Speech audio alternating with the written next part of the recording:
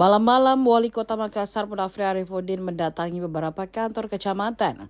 Kedatangan orang nomor 1 di Kota Makassar tersebut untuk memastikan kesiapan pemilihan ketua RT/RW.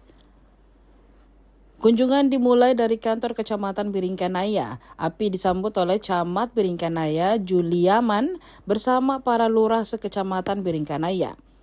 Turut mendampingi wali kota dalam rangkaian pemantauan tersebut yakni Sekda Makassar, tim ahli Pemkot Hudli Huduri, Kepala Kesbangpol, Kasatpol PP, Kepala BKPSDMD, serta jajaran asisten dan staf ahli Pemkot. Pada kesempatan ini Munafri mengingatkan bahwa suasana adem dan harmonis harus dijaga bersama agar tidak ada riak-riak kecil dan persoalan sepele yang dapat memicu ketegangan menjelang hari pemilihan.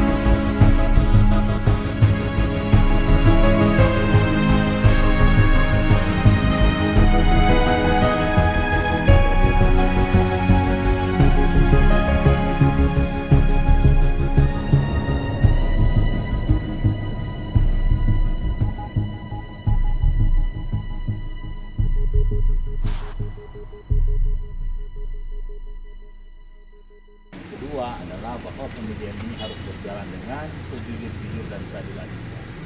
Kita mengharapkan dari hasil pemilihan ini Wali Kota beri keterangan ketua RW soal yang nanti menjadi perpanjangan tangan pemerintah pemilihan RT/RW sama melaksanakan proses atau malam-malam di kecamatan, memastikan program-program yang ditujukan kepada masyarakat bisa sampai tepat sasaran di wilayah-wilayah mereka. Jadi ini adalah pesta demokrasi yang ada di Kota Makassar yang saya berharap bisa berjalan dengan baik. Butuh bantuan dari seluruh pihak untuk menjaga ini, baik dari TNI, Polri maupun tokoh-tokoh masyarakat yang ada, dan Pak Camat, Pak Lurah, Ibu Lurah. Kita berharap bersama-sama untuk menjaga kondusivitas keadaan masyarakat di dalam proses berjalannya pemilihan ketua RT dan RT/RW di tanggal 3 Desember nanti.